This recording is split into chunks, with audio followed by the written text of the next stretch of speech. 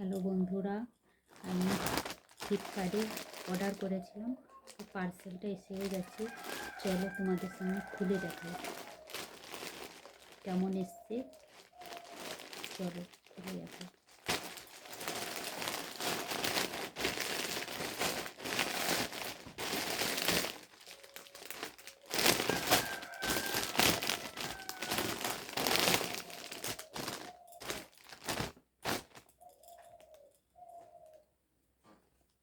এটা হচ্ছে প্যান্ট।